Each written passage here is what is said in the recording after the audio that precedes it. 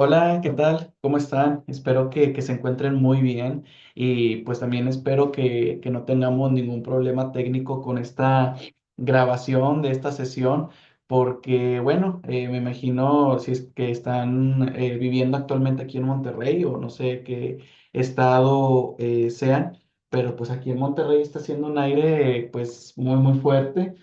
Y pues espero que esto no afecte la señal del internet, así que pues vamos a darle confiando en que pues Dios nos va a ayudar y que no vamos a tener ningún problema técnico en esta sesión, que si no mal recuerdo es la sesión ya número 6. Ya la sesión pasada tuvimos la clase número 5 y se supone que también ya elaboraron la actividad número 2, la cual pues consistió primeramente en un listado de las palabras germánicas que se adoptaron o que fueron adoptadas más bien por el latín vulgar y que tenían que ustedes hacer este listado de, creo que eran mínimo 15 palabras, máximo 30, y ponerme pues de qué pueblo germánico procedían estas palabras y posteriormente elaborar un collage con imágenes que pues, representarán estas palabras o expresiones de origen germánico. Espero que no hayan tenido problemas y algo que sí me gustaría comentar antes de comenzar con esta sesión es que yo al momento en que les encargo una actividad o un proyecto, yo pues les sugiero ciertas herramientas que ustedes pueden utilizar, pero si ustedes conocen herramientas diferentes o si se les hace más fácil utilizar las herramientas digitales, pues llamémoslo así tradicionales como Word, PowerPoint, Excel no creo que ocupemos, pero bueno, por si acaso, también siéntanse con la confianza de utilizarlas. Aquí lo importante es que ustedes tengan la facilidad para elaborar su actividad y que también pues la entreguen en tiempo y forma. Así que yo les sugiero herramientas digitales que yo conozco, que sé utilizar, pero si ustedes conocen otras diferentes, no hay ningún problema. Lo importante es que puedan elaborar sus actividades, ¿ok? Así que para que no tengan dudas o inquietud al momento de elaborar su actividad. Y pues espero que sí lo hayan entregado a tiempo, que lo hayan realizado y principalmente que pues también hayan aprendido de esta actividad que se les encargó. Y pues bueno, vamos a comenzar ahora sí con la sesión número 6 y solamente recapitulando un poquito lo que vimos en la sesión pasada, estuvimos viendo cómo Hispania o la Hispania romana que conocíamos dejó de ser romana o caracterizada por los romanos debido a que empezó a ser invadida en el año 476 después de Cristo por los pueblos germánicos, que si no recordamos mal, los pueblos germánicos pues venían de la península escandinava, de lo que hoy nosotros conocemos como aquellos países de Dinamarca, de Suecia, de Noruega.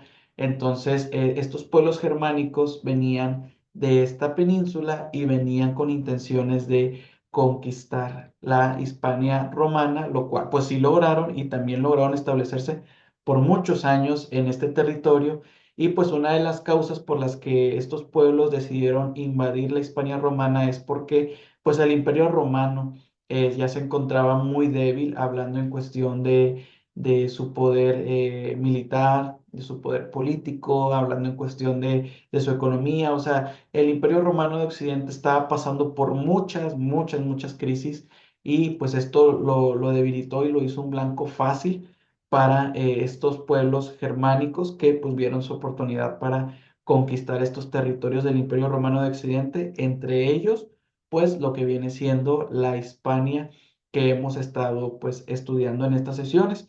Y algo muy importante también que debemos recalcar y que de hecho creo que no lo mencioné mucho en la sesión pasada es que aquí durante la invasión de los pueblos germánicos y con la invasión árabe que vamos a ver a continuación, estamos ya en una época o en una edad diferente. Recordemos que cuando Hispania se estaba consolidando como una Hispania prerromana y posteriormente romana, sucede en la Edad de Hierro. que es cuando el hierro se popularizó como un recurso totalmente innovador, totalmente pues útil para la guerra y útil para el uso cotidiano de estos pueblos prerromanos y también romanos. Y ya con la llegada de de las invasiones o pueblos germánicos al Imperio Romano de Occidente en el año 476 después de Cristo, es que se da este salto, este brinco a la Edad Media, en donde pues ya cambia totalmente el estilo de vida de los imperios que habitaban en esta época de la Edad Media. ¿Por qué? Porque debemos recordar que en la Edad Media se popularizó o se empezó a implementar lo que fue el feudalismo. Que el feudalismo pues era un sistema político y pues también social que consistía en que la nobleza, que eran las personas que poseían riqueza, que poseían tierras, pues eran la clase social más alta y tenían bajo su poder, pues, siervos, tenían vasallos que pues les servían y que esta gente noble pues tenía poder y autoridad sobre ellos, pero también algo muy importante es que además de que la nobleza tenía poder y autoridad sobre asuntos políticos, también fue que la iglesia cristiana también se empezó a involucrar en la política y empezó a tener poder y también autoridad sobre los asuntos políticos, perdón, de esa época. ¿Por qué? Porque recordemos que el cristianismo se popularizó mucho durante la época del Imperio Romano de Occidente y como se popularizó tanto, y se le dio tanta fama y tanto reconocimiento, pues se le permitió a la iglesia cristiana tomar poder sobre la política o sobre el gobierno de esta época de la Edad Media. Entonces, es por eso que damos este brinco de la Edad del Hierro a la Edad Media. Entonces, todos los sucesos que vamos a ver a continuación suceden durante la Edad Media. Así que, pues, sin más que decir, vamos a comenzar con la segunda parte de esta unidad 3 y solamente déjenme, ok, muy bien. Ahora sí no tuvimos problema para encontrar la diapositiva. Y pues vamos a comenzar con este primer punto sobre el contexto de la invasión árabe, ¿sí? Y todo comienza en el año 711 después de Cristo. En el año 711, en Hispania, nos vamos a ubicar principalmente en Hispania. En Hispania, el reino visigodo estaba establecido ya en todo el territorio de la península ibérica. Si recordamos, en la clase pasada vimos que uno de los pueblos germánicos que invadió el Imperio Romano de Occidente y que pues se estableció principalmente en Hispania, pues fue el pueblo visigodo. Entonces, este pueblo visigodo logró expandirse por toda la península ibérica y constituir o formar este reino que conocemos como el reino visigodo. Y esto fue durante el año, si mal no recuerdo, 508 después de Cristo, hasta el año 711, donde este reino se estableció y perduró durante todos estos años. Así que en Hispania, pues teníamos este reino visigodo y quien reinaba durante este año del 711 fue el rey Rodrigo, ¿sí? El rey Rodrigo era el principal monarca de este reino durante este año y en este año fue que el rey visigodo decidió invadir el pueblo de los vascones, ya que era un pueblo que no había aceptado lo que vendría siendo la influencia germánica sobre su cultura, sobre su sociedad, sobre su política. O sea, ellos seguían siendo totalmente romances, o sea, ellos seguían siendo fiel a la cultura romana que se les había transmitido durante la época o más bien durante el gobierno del Imperio Romano. Entonces el rey Rodrigo fue a este pueblo vascón que estaba ubicado en el norte de Hispania para pues conquistarlo y terminar de expandir su reino visigodo.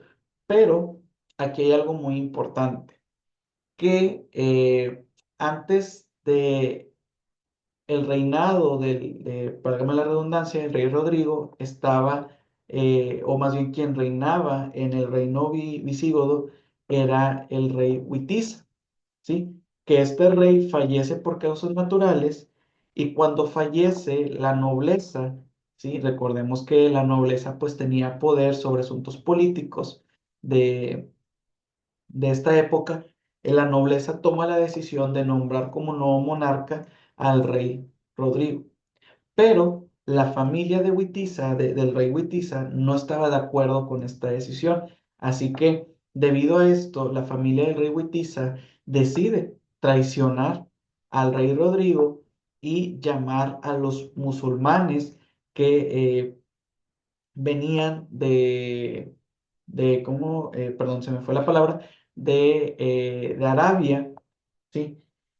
Y ellos deciden llamar a los musulmanes para que hagan un equipo o más bien se alíen, hagan una alianza estratégica para quitar del poder al rey Rodrigo y que la familia Witiza recupere el reinado del reino visigodo.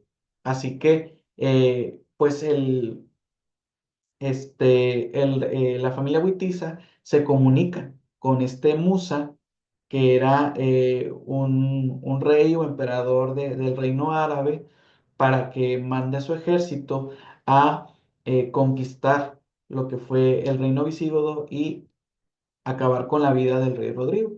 Entonces, el rey Musa lo que hace es que manda a de hecho aquí viene el nombre, Tariq Ibn Ziyad, que pues era un guerrero, uno de sus principales guerreros de su equipo militar, y lo manda para empezar a invadir la parte sur de,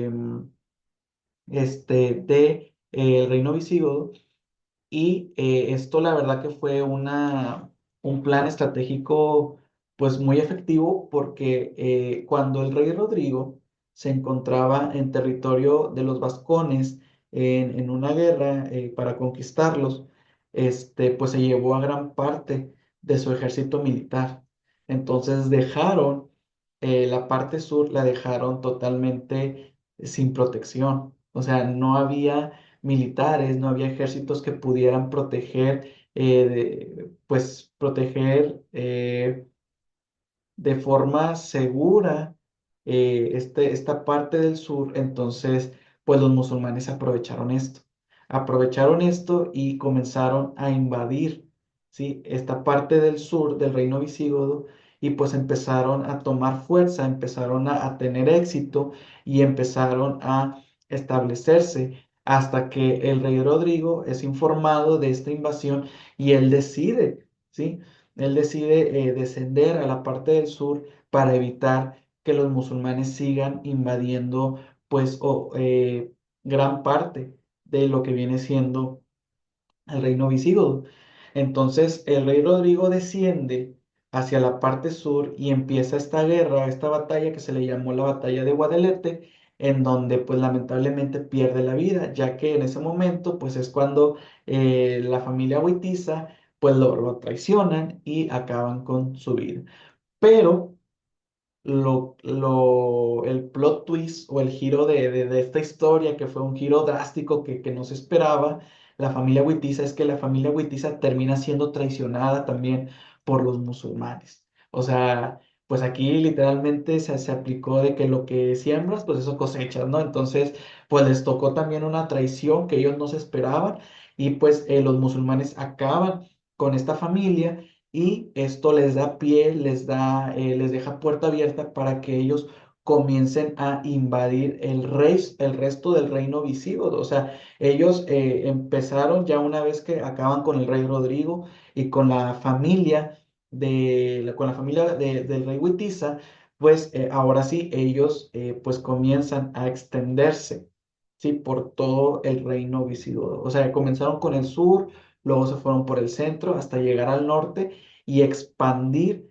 totalmente el imperio árabe o el imperio islámico por todo el territorio de Hispania, de la península ibérica.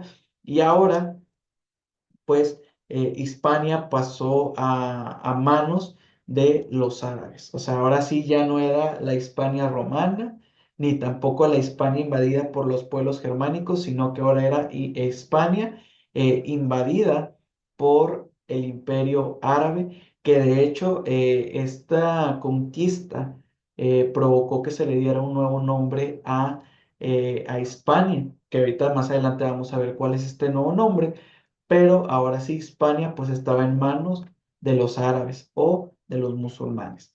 Y menciona aquí algo muy importante, esta invasión se originó en un contexto de debilidad del reino visigodo, facilitando la conquista rápida y efectiva de gran parte del territorio. O sea, ¿qué quiere decir esto? Que la conquista o la invasión de los árabes pues no fue un proceso que haya tardado muchos años, como sí lo pasó con los romanos, ¿sí? Recordemos que los romanos tardaron 200 años en poder conquistar por completo lo que fue el territorio hispano. En el caso de los árabes, pues ellos se tardaron pues un año. O sea, en el año 711 después de Cristo, ellos lograron extenderse y conquistar por completo todo el territorio de la península ibérica o el territorio de Hispania. Así que la verdad es que tuvieron mucho éxito, tuvieron pues su plan de invadir este territorio fue totalmente efectivo y vamos a ver cómo pues también esto tuvo repercusiones no solamente en el poder, sí, no solamente en la política, sino también en la parte cultural, en la parte social y principalmente, y el punto que más nos importa, en la parte lingüística. Solamente sí me gustaría recomendarles un video que la verdad es que está, está muy, muy padre, que yo fui fue el que vi, perdón. Nada más déjenme ver si lo encuentro, porque resume muy bien toda esta parte de cómo fue la invasión árabe. No se los quise poner por cuestión de, del sonido, porque sé que los videos que les he puesto, pues se ha complicado un poquito para que se escuche el sonido. Así que yo les recomiendo mucho este video que se llama La Batalla de Guadelete 711. La verdad es un video muy, muy completo que habla sobre los antecedentes del rey Witiza, del rey Rodrigo y cómo surge pues este conflicto en el reino visigodo en donde pues el rey Rodrigo procede a ir a la parte norte para conquistar el pueblo de los vascones y esto pues genera que el reino visigodo se quede pues expuesto a la invasión de los árabes y que pues posteriormente los árabes tengan éxito. La verdad está muy padre este video, de verdad se los recomiendo que lo vean, también porque cuenta como muy dramático la muerte del rey Rodrigo y la verdad es que está súper padre, o sea, se lo recomiendo muy bien solamente pues para que aterricemos muy bien esta cuestión o este punto sobre la invasión árabe en lo que es pues Hispania. Y bueno, pues vamos a continuar. Solamente quería hacer ese pequeño énfasis. Y bueno, vamos a ver ahora sí las consecuencias políticas, culturales y lingüísticas de la invasión árabe en la península ibérica. Y aquí vemos cómo nos menciona que durante casi 800 años los musulmanes pues tuvieron presencia en la península ibérica, estableciendo un vasto imperio cultural que influyó en la arquitectura, el arte y la ciencia. O sea, los musulmanes o este imperio islámico, musulmán, árabe, como le quieran decir, es parte de lo mismo de los árabes, realmente tuvieron sus contribuciones a la arquitectura, al arte, a la ciencia. Los árabes lo que hicieron fue que tuvieron contribuciones en cuestión de la ciencia, en lo que fue las matemáticas, en lo que fue la astronomía, la astrología, la física. En la arquitectura, pues también ellos tuvieron su propio estilo arquitectónico y también pues hicieron construcciones en lo que fue a lo largo del territorio de Hispania, que pues todavía hasta el día de hoy se siguen preservando estas construcciones. Y bueno, luego también aquí que aquí menciona es que las estructuras políticas y administrativas que se establecieron sentaron las bases para el desarrollo de futuras naciones en Europa. O sea, ellos vinieron a traer nuevas formas de gobernar, de administrar, de organizar las ciudades o los territorios que conformaban la península ibérica durante este imperio de los árabes. Ahora, aquí vemos también otro punto muy importante, y es que dice aquí la influencia del árabe en las lenguas romances. Y es que así como los pueblos germánicos tuvieron su influencia en las lenguas romances, que pues llamamos lenguas romances como al latín vulgar, como al castellano, como al español, como el portugués, pues también el árabe tuvo su influencia en las lenguas romances, ¿sí? Aquí menciona lo siguiente, dice, durante la dominación musulmana, el árabe tuvo un impacto significativo en el léxico de las lenguas romances ibéricas. Palabras relacionadas con la agricultura, la ciencia y el comercio, como aceituna, alcalde y azúcar, son claros ejemplos de este préstamo lingüístico. Así como en el latín vulgar se adoptaron palabras germánicas, pues también en el latín que hablaban estos pueblos de Hispania, pues también adoptaron palabras y expresiones del árabe, que hasta el día de hoy pues también seguimos utilizando, como lo que viene siendo aceituna, como lo que viene siendo alcalde y azúcar, ¿sí? Que pues principalmente donde se vio esta influencia pues fue en las áreas como la agricultura, como la ciencia, como el comercio y pues también en lo que viene siendo la política y en la economía. Así que vemos cómo los árabes no solamente influenciaron en la cuestión cultural o en la cuestión política, sino también en la cuestión de la lingüística. Y ahora vamos a continuar con otro punto, pero antes de seguir, algo que muy importante que se me estaba pasando comentarles es que durante la invasión de los árabes, y fue algo que les comentaba ahorita, se le dio un nuevo nombre a Hispania, y este nuevo nombre fue Al-Ándalus, ¿sí? O Hispania musulmana, ¿sí? Durante la invasión de los árabes, pues Hispania era conocida como la Hispania musulmana o bajo este nombre de Al-Ándalus, ¿sí? Y se le daba este nombre debido a que pues había en este territorio pues habitaban lo que vienen siendo los árabes, los musulmanes, o sea, ya no solamente habitaban lo que venían siendo habitantes, válgame la redundancia, de origen romano o de origen prerromano, sino que también ya habitaban pues los árabes. Los árabes también ya coexistían con estos pueblos y por eso se le dio el nombre de Al-Ándalus o la Hispania musulmana. Además de que pues ya se estaba adoptando la cultura, la lengua, la política, la economía de los musulmanes. Ahora, también, eh, pues con este choque de culturas entre los árabes, y los romanos que habitaban en la Hispania, en Hispania, perdón, pues recordemos que los árabes pues tienen esta religión del Islam. En aquella época también la profesaban, pero recordemos algo muy importante y es que los pueblos romanos profesaban una religión diferente, que era la religión del cristianismo. Entonces, pues surge este choque de religiones en donde, pues obviamente los árabes le dieron, ¿cómo se dice?, prioridad o más importancia al Islam. Pero ellos dijeron, ok, ustedes pueden seguir profesando la religión cristiana, o sea, ustedes van a seguir siendo pueblo cristiano sin ningún problema, no los vamos a matar, no los vamos a encarcelar, no los vamos a desterrar, o sea, estas dos religiones pueden coexistir en este territorio, pero para eso ustedes tienen que pagar un impuesto, ¿sí? para que ustedes puedan seguir habitando aquí, aunque no sean eh, de la religión islam, tienen que pagar un impuesto. Y a este impuesto se le llamaba el yitza, ¿sí? Que era un pago que tenían que hacer para que estos pueblos cristianos, estos pueblos romanos cristianos, pues pudieran seguir habitando en Hispania.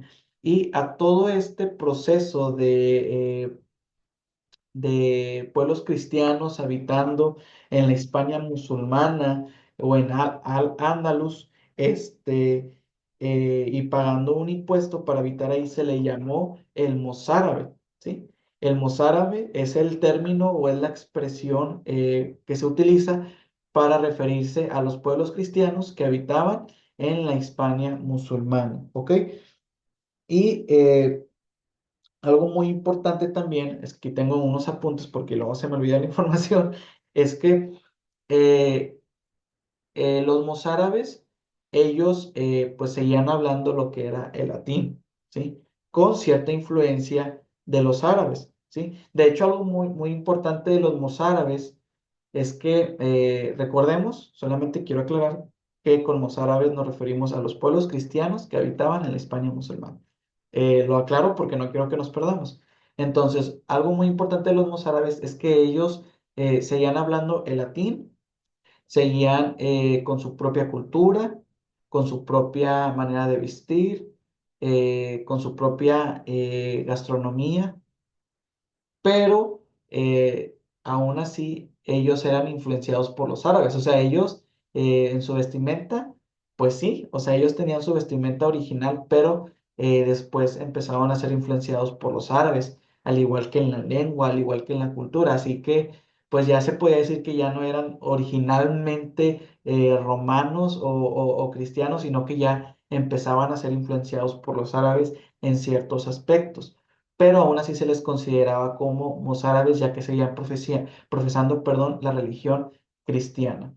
Y algo muy importante, que era algo que les iba a comentar ahorita, es que pues el mozárabe no era una lengua, o más bien los mozárabes no hablaban solamente una lengua, sino que hablaban diferentes lenguas romances, o sea, hablaban el latín, hablaban el español, el portugués, el castellano, el catalán, el gallego, ¿sí? Eran diferentes lenguas y cada una de estas lenguas que eran diferentes eran influenciadas por los árabes. O sea, la influencia de los árabes fue total, ¿sí? Aquí no importaban si eran de religiones diferentes o si hablaban lenguas diferentes, o sea, los árabes influyeron totalmente en todo este territorio de Hispania. Por eso es que se bautiza a Hispania como la Hispania musulmana, porque fue una influencia total de los árabes a este territorio. ¿Ok? Ahora, antes de pasar al siguiente punto, algo también muy importante es que, pues, la lengua de los árabes tuvo, pues, influencia en lo que fue la lengua mozárabe, ¿sí? O en las lenguas romances, ¿sí? ¿Por qué? Porque, como les decía ahorita, las lenguas romances, incluyendo el latín, empezaron a adoptar ciertas palabras, ciertas expresiones del árabe, pero también empezaron a adoptar ciertos rasgos fonológicos, sintácticos y morfológicos de el árabe, como por ejemplo, algo que adoptaron, que tiene que ver con la fonología o la pronunciación de las palabras de los árabes, algo que se adoptó fue que algunas palabras que hablaban, que se decían en las lenguas romances, que comenzaban con la F, como filium o farina, que filium significa hijo y farina significa harina, pues estas palabras que comenzaban con F, ¿sí? Se les quitó la F y se les quitó para ponerles la letra H. Así que estas palabras que empezaban con F, ahora empezaban con la letra H. Y ahora, en lugar de decir filium, decimos, ellos empezaban a decir hijo, ¿sí? Aunque no pronunciaban la H, ellos sabían que la H estaba al inicio. y en lugar de decir farina, pues ahora decían harina. O sea, adoptaron esto porque era una manera más fácil de pronunciar estas palabras. Y pues son rasgos que todavía hasta el día de hoy seguimos conservando, porque estas palabras pues todavía las seguimos diciendo de esta misma manera. Ahora también adoptaron, otros rasgos fonológicos que adoptaron pues fue como el uso de diptongos. ¿Qué quiere decir los diptongos? Que son, recordemos que las palabras se separan por sílabas. Entonces, un diptongo es cuando en una sílaba hay dos vocales. Recordemos que las vocales, para que no se nos olvide, que es algo de kinder o de primaria, pero a veces, como se nos olvida muy fácil, las vocales pues son A, E, I, O, U. Entonces, pues hay sílabas que tienen dos de estas cinco vocales. Y se adoptó de los árabes pues el uso de diptongos, como por ejemplo unas palabras en latín que eran, por ejemplo, pues era terra o bene, pues ahora se les incluyó el diptongo y ahora en lugar de decir terra decimos tierra, que si nosotros lo separamos en sílaba es tierra y la primera sílaba que es tie es un diptongo porque tiene dos vocales, que es la i y es la e, ¿ok? Y también la palabra bene, que significa viene. Perdón, si la separamos en sílabas, tenemos un diptongo porque es viene. Y el diptongo, pues es la primera sílaba que es la i y es la e. Entonces, de los árabes se extrajo, sí, se adoptó el uso de los diptongos en las palabras que se utilizaban en el latín. También otra cosa muy importante es que en algunas palabras del latín se dejó de lado el uso de consonantes, que las consonantes pues son todas aquellas letras que no son vocales, ¿verdad? O las letras restantes del abecedario. Y por ejemplo, aquí yo tengo un ejemplo de una palabra que se decía en latín que es lupum, que significa lobo, y si ustedes prestan atención, se dejó de lado la letra P y se cambió por la letra B, que es una consonante también. Y se hizo este cambio para que hubiera una mejor pronunciación en las palabras. O sea, en algunas palabras del latín se dejaron de lado, perdón, las consonantes o se sustituyeron para que tuvieran una mejor pronunciación. Y luego, algo también muy importante es que también se adoptaron rasgos morfológicos, es decir, que se empezaron a utilizar ciertos términos o más bien palabras que ayudaban a articular o armar de mejor manera las palabras, como por ejemplo, del árabe se sustrajo o se adoptó el uso de artículos en sustantivos, como por ejemplo, si nosotros decimos el puente, es porque en el latín que se hablaba en aquella época se decidió adoptar del árabe el uso de este artículo, el artículo el. Así que antes en el latín pues se decía puente y se refería pues a tal puente, a un puente en específico. Pero ahora con el árabe pues ya se le agregó el artículo el artículo la, el artículo los, el artículo las, para pues darle mayor identificación a las palabras, en especial aquellas que son sustantivos que se utilizan para darle nombre propio a un determinado objeto o persona o situación, ¿verdad? Este, y pues también se empezó a utilizar el tiempo futuro, que pues en el latín no era muy utilizado y pues en el árabe sí, así que del árabe pues se empezó a adoptar también el uso del tiempo en futuro. Y otra cosa muy importante es que del árabe pues se adoptó lo que viene siendo la estructura que hoy nosotros conocemos de cómo está conformada la oración, que la oración pues está conformada por sujeto, verbo y predicado, ¿verdad? Entonces, del árabe pues se adoptó pues esta manera de estructurar una oración. Y otra cosa también muy importante es que también del árabe, pues, se adoptó ciertas frases que hasta el día de hoy también nosotros seguimos utilizando. Una de estas frases, pues, fue walá, que walá, pues, significa por Dios, ¿sí? O qué bonito.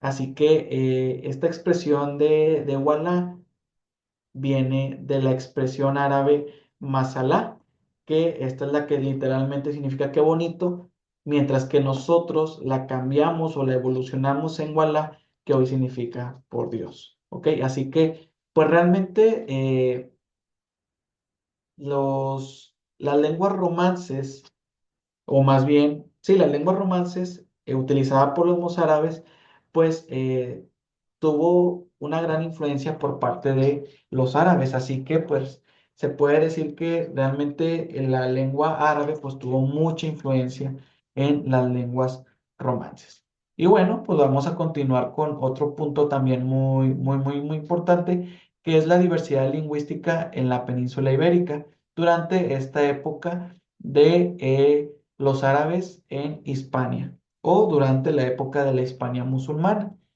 Y es que aquí menciona lo siguiente, dice, durante la Edad Media, la península ibérica presentaba una gran diversidad lingüística, con lenguas romances derivadas del latín vulgar y el árabe predominando en Al-Ándalus. Las lenguas como el gallego, portugués, el leonés y el aragonés coexistían, reflejando la riqueza cultural de la región, perdón. O sea, ¿qué quiere decir esto? Que los árabes no impusieron, no obligaron a los habitantes de Al-Ándalus a hablar el árabe.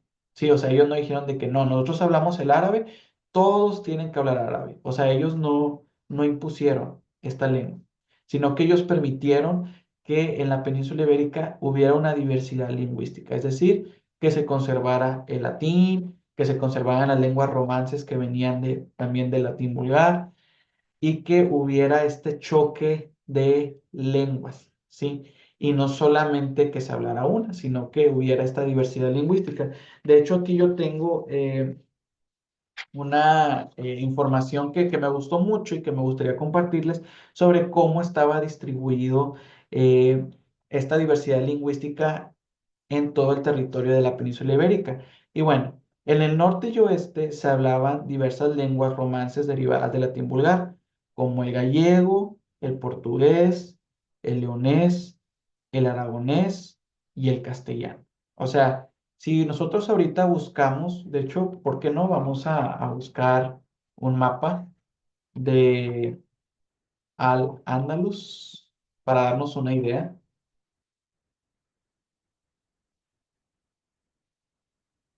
A ver, ¿cuál estaría bien? Uno que esté muy descriptivo. Yo creo que es. A ver. Bueno, no sé si lo alcancen a ver bien ahí. Y voy a tratar de hacer un poquito de zoom para que lo podamos apreciar bien. Ah, no funcionó. Una disculpa. Este, ay, perdón. Muy bien, aquí en este mapa que les estoy mostrando en Google, vemos un mapa de los territorios que conformaban Al-Ándalus. Tenemos Braga, tenemos Gijón, tenemos Pamplona, Zaragoza, Carcasona, Córdoba, Toledo, Granada y hasta ahí. Entonces vemos todos estos territorios que conformaban Al-Ándalus o la Hispania musulmana. Entonces, si nosotros ponemos atención en la información que les acabo de leer, y dice aquí, en el norte y oeste se hablaban diversas lenguas romances derivadas del latín vulgar como el gallego, portugués, el leonés, el aragonés y el castellano. O sea, en el norte y oeste. O sea, ¿qué quiere decir? Que en Braga, en Zaragoza, en Pamplona, en Gijón y en Carcasona se hablaban las lenguas romances derivadas del latín vulgar y pues también en lo que viene siendo el oeste de la península.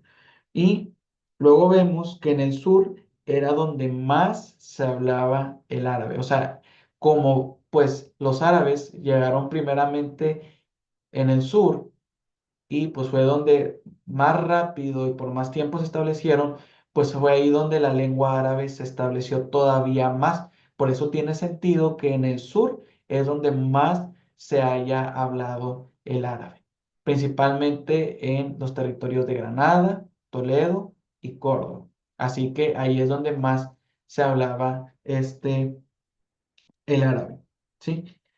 Y pues también se preservaban en algunos territorios lo que vienen siendo las lenguas de origen celta, que pues son lenguas prerromanas, porque recordemos que uno de los pueblos prerromanos pues eran los celtas y también el vasco, que hasta el día de hoy pues todavía se sigue hablando y que de hecho también pues es uno de los pueblos prerromanos que habitaban antes de la llegada de los romanos. Así que realmente pues se puede decir que eh, la península ibérica durante la Hispania musulmana pues tuvo una variedad lingüística muy rica, donde se hablaba el árabe, donde se hablaba el latín vulgar, las lenguas romances derivadas del latín vulgar, lenguas celtas, la lengua de los vascos, así que pues realmente había una gran riqueza en, en la península ibérica hablando en cuestión de la lingüística. Y bueno, vamos a continuar.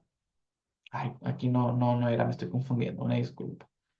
Eh, y algo muy importante para continuar pues ir cerrando con esta unidad de los pueblos posteriores a los romanos es que eh, pues no la situación de Hispania siendo conquistada por los musulmanes, por los árabes, pues no se quedó así por mucho tiempo más, ¿sí? O sea, no fue una situación que perduró demasiados siglos o no fue una situación en donde pues se quedó ya para siempre los árabes en la península ibérica, sino que pues se levantaron los pueblos o los reinos cristianos para reconquistar la península ibérica,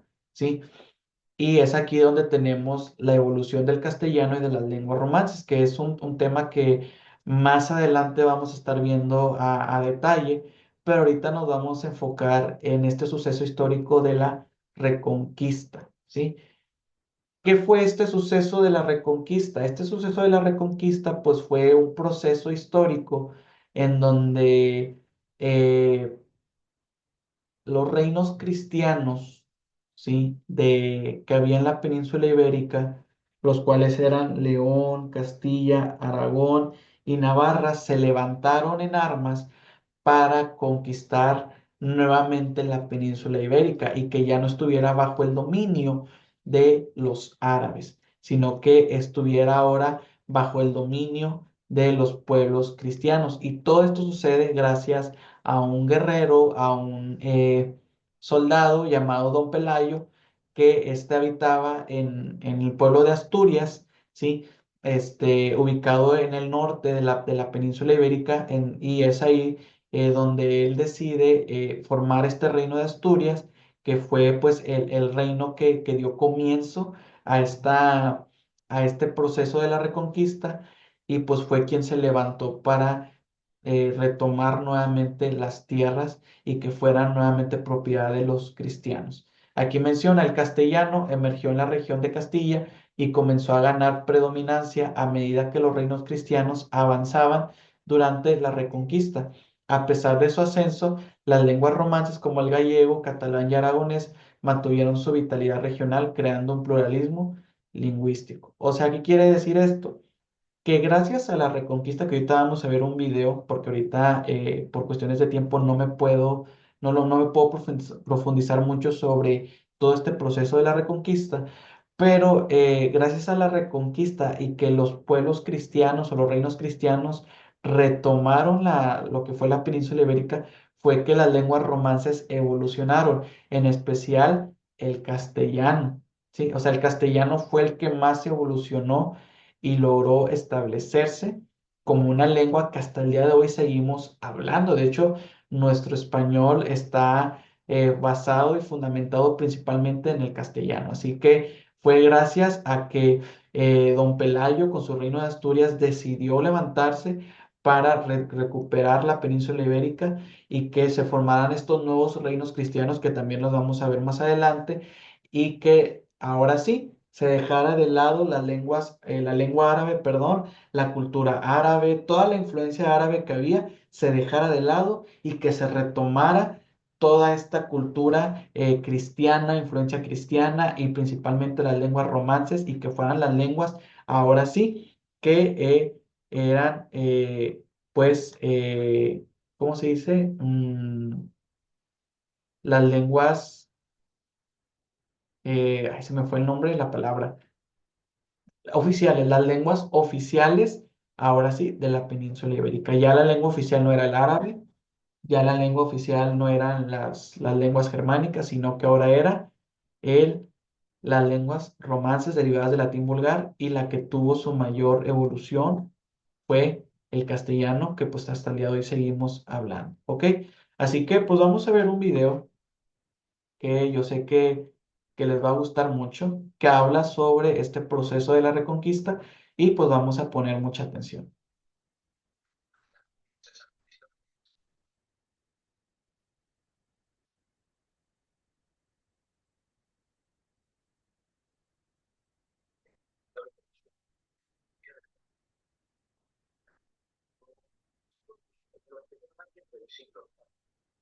Bueno, por Sudamérica, ya que España en sí no existía aún, está ocupada casi en su totalidad por el Imperio Musulmán, como explicamos en el vídeo anterior. Y tras la invasión islámica, una minoría cristiana escapó al norte de la península ibérica. Allí, en la zona asturiana, surgió una monarquía que se sublevaría contra los musulmanes en el 718 y que sería dirigida por el conocido Don Pelayo. Esta rebelión fracasó y don Pelayo fue hecho prisionero. Sin embargo, logró escapar y organizó una segunda revuelta en los montes de Asturias, la que se conocería como Batalla de Covadonga en el 722. Esta batalla se considera el comienzo de la Reconquista, ya que es la primera victoria del reducto cristiano ante los musulmanes, aunque bien es cierto que las crónicas musulmanas cuentan que tras salir ellos mismos victoriosos, dejaron de perseguir a los cristianos porque eran inofensivos y un reducto bastante pequeño. Fuera como fuere, esta batalla armó de valor a los cristianos que se organizaron alrededor del rey Don Pelayo para conquistar nuevos territorios y mantenerse como territorio independiente en gobierno.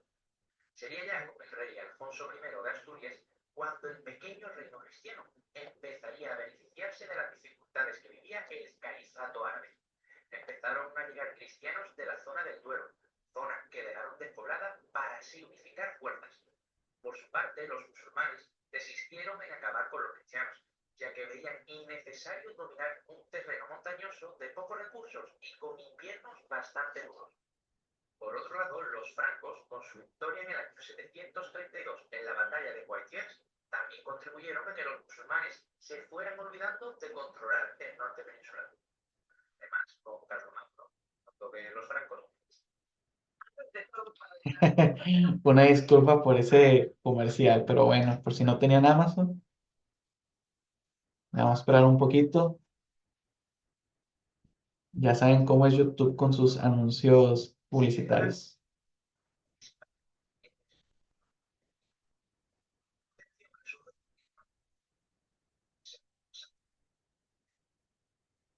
Por si avanzaban los musulmanes, poder contra. A partir de entonces, fueron años de continua lucha entre musulmanes y cristianos, que fueron empujando muy poco a poco la frontera hacia el sur, con momentos de retroceso debido a pandemias, malas cosechas o simplemente por la llegada de refuerzos musulmanes. En el siglo XI, el reino de León se extiende hacia el sur y se constituye el reino independiente de Castilla, con Fernando I al frente, mientras en la zona pirenaica surge el reino de Aragón, Navarra y los condados catalanes, que se situaban donde anteriormente estaba la mencionada marca hispánica de Carlomagno. Aún gran parte del territorio peninsular está en manos del Califato de Córdoba y posteriormente de los reinos de Taifas, que explicamos en el vídeo anterior. Ya en el siglo XII es cuando se vería una importante expansión cristiana. Castilla y León, que desde 1157 estaban separadas, aumentaban sus territorios hasta el río Tajo.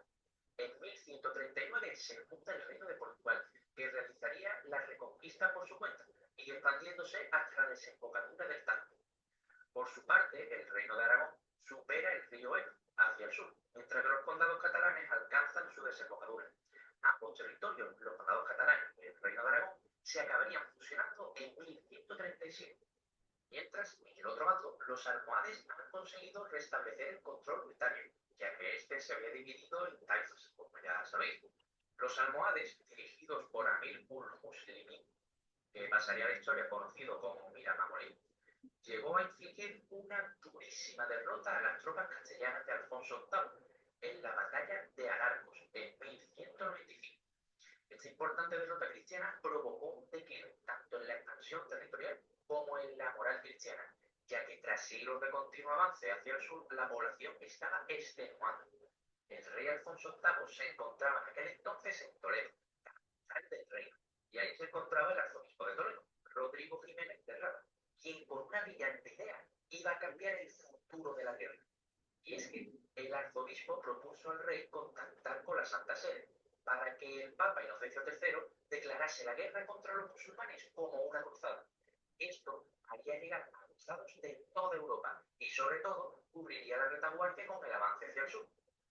Al-Nasir, dirigente del territorio andalusí, todo esto de los cruzados lo vio venir y reunió un gran ejército de soldados experimentados, llegando a prometer que lograrían tal victoria que iban a dominar la mismísima Roma. Por su parte, Rodrigo de Rada, de vuelta ya en Castilla, propuso que los cruzados europeos se concentraran en Toledo, a la espera de iniciar el asalto. Los reyes de Portugal y León apoyaron la causa con multitud de soldados e incluso el rey de Aragón, Pedro II, se presentó aquí con varios miles de soldados. Sería el 20 de junio de 1212 cuando una partida de cruzados formada por 100.000 hombres abandonaron Toledo dirigiéndose hacia el sur. Una avanzadilla de franceses y alemanes tomaron el castillo de Maragón, aniquilando a todo el mundo que allí se encontraba, algo que al rey Alfonso VIII no le gustó, ya que prefería solucionarlo de una forma menos sangrienta. Días después llegaron a la fortaleza de Calatrava, donde Alfonso pudo hablar con los musulmanes, dejándolos marchar a cambio de no oponer resistencia. Aunque este suceso no gustó mucho a los cruzados, ya que decían que eso ni era guerra ni era nada. Ante este ir y venir de cruzados, apareció con sus soldados Sancho VII de Navarra. Serían entonces Alfonso VIII, Pedro II y Sancho VII quienes liderarían un plan para sobrepasar Sierra Morena y poder tomar el sur peninsular. En pleno siglo XIII se vería el mayor avance cristiano, ya que con la victoria en la batalla de la Nava de Tolosa, en 1212, los cristianos pueden penetrar en el corazón de Al-Ámbar. Esta batalla es muy importante, por lo que la desarrollaremos en un vídeo que os dejaremos por aquí arriba. Aragón, con Jaime I, recupera el reino de Valencia y toma Mallorca. Portugal se extiende hasta el Algarve, la zona más al sur del oeste peninsular, y que sería ocupado en 1250. Por otro lado, Castilla y León vuelven a unificarse en 1230 con Fernando III, y será con este monarca con quien más territorio se recupere para los cristianos, recuperando Jaén, Córdoba y Sevilla, y sería Alfonso X quien conquistaría la región de Murcia, reduciendo el territorio de Al-Ándalus a tan solo el reino nazarí de Granada. Castilla y Aragón se unificarían en 1479 gracias al matrimonio de los reyes católicos Fernando e Isabel, que permitirá la finalización de la reconquista en el año 1492 con la ocupación del reino granadino. El territorio peninsular quedaría dividido en tres territorios: Portugal al oeste, Castilla y Aragón en la mayor parte del territorio peninsular y al norte el reino de Navarra. Los musulmanes fueron expulsados definitivamente de la península ibérica. Aquellos que permanecieron en los reinos cristianos debieron convertirse al cristianismo o exiliarse. Como hemos dicho, la reconquista finalizó en 1492, año en el que sucedería otro importantísimo hecho. Pero eso lo dejamos para el próximo vídeo. ¿Sabes qué sucedió? Haznoslo saber en la cajita de comentarios. Recuerda dejar tu like y suscribirte si no lo estás. En serio, suscríbete, que me sorprende a mí. Seguimos que no lo sabes. Bueno, dejen su like. Muy bien, pues muy interesante el video que habla sobre, nos da un resumen que la verdad a mí me gustó mucho por lo específico que está en cuanto al las guerras, los reyes, los reinos que se fueron formando en la península ibérica una vez que se fue reconquistando estos territorios. Este, Está muy interesante. Y algo que me gusta mucho, que se recalca en este video, es que España, al ir siendo reconquistada, pues se fueron estableciendo reinos, ¿sí? Que estos reinos pues fueron reinados, válgame la redundancia, por reyes católicos, ¿sí? Católicos cristianos, ¿verdad? Entonces, vemos cómo la iglesia seguía teniendo poder, pero como también, gracias a esto, pues se fue dejando de lado a los árabes. O sea, para empezar, la reconquista pues no fue algo que duró de que un año, 2 años, sino que tardó, ¿sí? Tardó mucho en llegar, o más bien en que se lograra todo este plan de reconquistar la península ibérica. Y pues fue también un proceso de evolución hablando en cuestión del territorio de Hispania, ya que Hispania ahora pasaba a dividirse en reinos, ¿sí? Y uno de los reinos que más logró expandirse o desarrollarse fue el reino de Castilla, ¿sí? Y este reino, pues es muy importante porque de ahí surge el castellano, o más bien de ahí se consolidó el castellano como una lengua predominante en Hispania, ¿sí? Y que hoy en día pues sigue teniendo su valor y su importancia en nuestro español actual. Así que, pues bueno. Este fue el tema o el punto resumido sobre la reconquista. Igual si quieren darle una repasada después de esta clase lo pueden hacer. Aquí está el video. También hay otros videos muy interesantes y muy buenos sobre la reconquista española. De hecho, se debate mucho sobre si el término reconquista es correcto, ya que pues en sí los que los que ya habitaban en la península ibérica durante el Imperio musulmán, pues ya eran pues de España, ¿no? O ya eran parte de la península ibérica y pues como tal, pues no se llevó a cabo una reconquista. O sea, a muchos historiadores dicen que como tal, pues no se llevó a cabo una reconquista porque pues la península ibérica o España ya no volvió a ser igual, sino que pues sí tuvo un cambio porque ahora se dividía en reinos. Pero pues como tal en la historia de la humanidad, pues sí se le conoce así como la Reconquista española.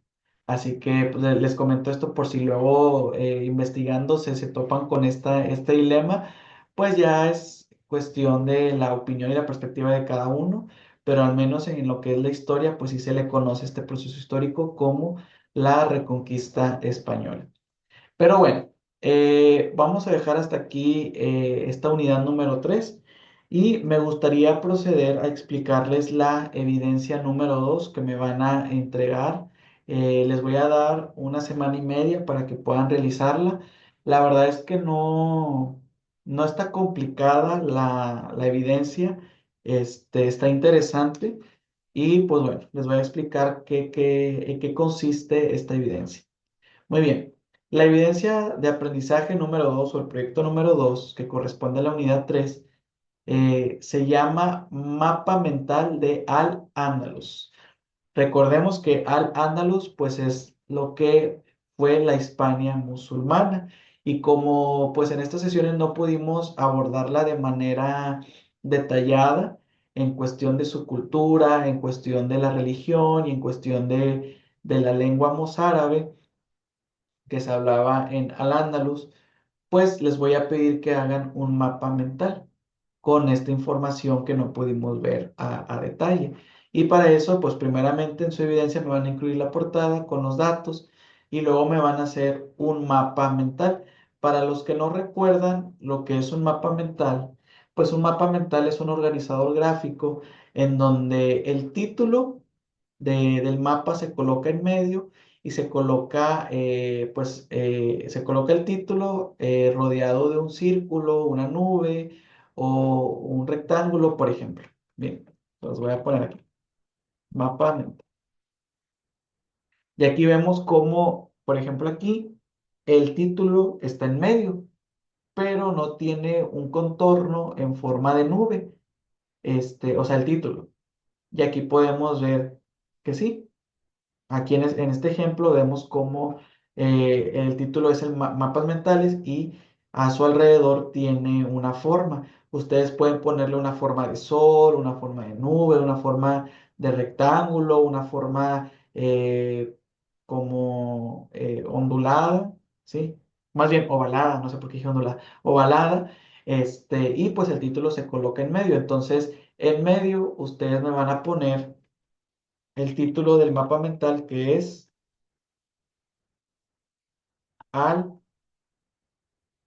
Andaluz, ¿ok? Y todo mapa mental tiene que llevar subtemas. ¿Cuáles van a ser los subtemas? Los subtemas va a ser cultura, va a ser cultura, religión y lengua mozárabe, ¿sí? Lengua mozárabe. O sea, ustedes me van a hacer este mapa mental en donde el título va a ser Al-Ándalus y del título se van a desprender tres ramas o tres flechas, las cuales van a ser cultura, religión y lengua mozárabe. Los subtemas también me los pueden poner con rodeados de alguna figura como una nube, como un círculo, así como el ejemplo de aquí, en donde vemos que los subtemas pues están como en un tipo de rectángulo. Pero algo muy importante que yo quiero explicarles es que les quiero poner este ejemplo de un mapa mental que una vez yo hice en la carrera y algo que nos explicaba la maestra que nos encargó este mapa mental es que la manera correcta de realizarlo es la siguiente. Se debe de poner el título en el medio, como les comentaba ahorita, los subtemas, ¿sí? Que aquí pues es habilidades esenciales, objetivo y etcétera. El título tiene que estar de un color, ¿ok? Luego se deben de utilizar flechas o líneas, ¿sí? Para abrir los subtemas. Y los subtemas se deben de colocar con un color diferente al título, ¿sí? Los colores, pues ya ustedes deciden cuáles utilizan, ¿ok? Y luego, después de los subtemas, pues ya va la información. Pero algo muy importante que sí quiero aclarar y que es la manera correcta de realizar el mapa mental es que no se debe de poner demasiado texto, sino que la información ustedes la tienen que leer y tienen que rescatar palabras o conceptos clave, ¿sí? Que resuman o engloben toda la información que ustedes investigaron de cada subtema, como por ejemplo por ejemplo, aquí, habilidades esenciales. Obviamente yo investigué mucha información sobre habilidades esenciales de la educación, y aquí puse solamente el nombre de estas habilidades o conceptos clave, palabras clave de estas habilidades como saber escuchar, empatía, comunicación efectiva, interacción social. No puse mucha información. De hecho, si se fijan, no es ni siquiera una oración, solamente son conceptos clave. Entonces, yo les voy a pedir que traten de hacer esto para que su mapa mental no se vea saturado de información, ¿sí? O sea, ustedes van a investigar información sobre la cultura, sobre la religión, sobre la lengua mozárabe de Al-Ándalus y me van a poner conceptos, palabras clave que resuman la información que encontraron de la cultura, la religión y la lengua mozárabe de Al-Ándalus, ¿sí? Y muy importante, ahí me perdí, muy importante es que me agreguen imágenes. Por cada concepto o palabra que ustedes me pongan en cada uno de los subtemas, me tienen que incluir una imagen, porque el mapa mental se caracteriza por tener imágenes. O sea, el mapa mental es menos texto y más imágenes, ¿ok? Entonces es muy importante que me incluyan imágenes por cada palabra que ustedes me pongan de cada uno de los subtemas, ¿sí? Ahora, los subtemas ustedes los pueden poner como ustedes quieran, ¿sí? A lo largo del título. O sea, puede ir de que cultura arriba y religión y lengua abajo, o como ustedes quieran ordenarlo, no hay ningún problema. Lo importante es que el título esté en medio, que del título se desprendan los subtemas, utilicen flechas, utilicen líneas, utilicen ramitas para conectar títulos, subtemas y subtemas con la información, y utilicen colores diferentes para diferenciar el título, los subtemas y la información, ¿ok? Esto es muy importante porque esta es la manera correcta de realizar un mapa mental. Ahora, el mapa mental ustedes lo pueden elaborar en PowerPoint, lo pueden elaborar en Canva, lo pueden elaborar en Geniali, que son los tres herramientas digitales que son muy buenas para elaborar mapas mentales.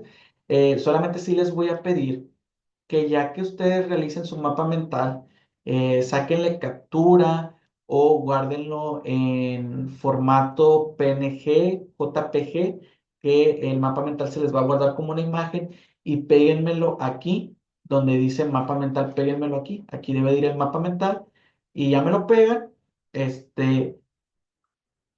y luego pues ya me incluyen la bibliografía de las fuentes que consultaron para la información que necesitaron para elaborar su mapa mental. Y sobre esto es la evidencia número 2. Como les acabo de decir, les voy a dar una semana y media para que ustedes puedan realizarlo. Igual si tienen alguna duda, algún inconveniente para poder elaborarlo, me lo pueden decir y ya yo les aclaro ahí la duda. Con toda confianza me pueden mandar mensaje por WhatsApp o por correo electrónico y pues así es como ustedes elaborarían su mapa mental, que yo sé que les va a quedar muy bien. Y pues lo importante aquí es que conozcamos un poquito más a detalle cómo fue Al-Ándalus en cuestión de su cultura, en cuestión de la religión y de la lengua mozárabe. En esta sesión pues hablamos un poquito, unas características acerca de estos tres subtemas, pero ustedes yo quiero que los investiguen más a detalle para que terminemos de aterrizar lo que fue la Hispania musulmana durante la invasión árabe. Y pues bueno, pues damos por concluida la unidad número 3, y en la siguiente sesión pues vamos a continuar con la unidad número 4. Así que pues sin más que decir, les agradezco mucho por su atención. Recuerden que si ustedes quieren agregar algún comentario, alguna información extra que hayan investigado, lo pueden hacer en la caja de comentarios de este video sin ningún problema. Y pues nos estaremos viendo en la próxima sesión. Espero que les vaya muy bien en lo que resta de la semana y pues nos estamos viendo. Adiós.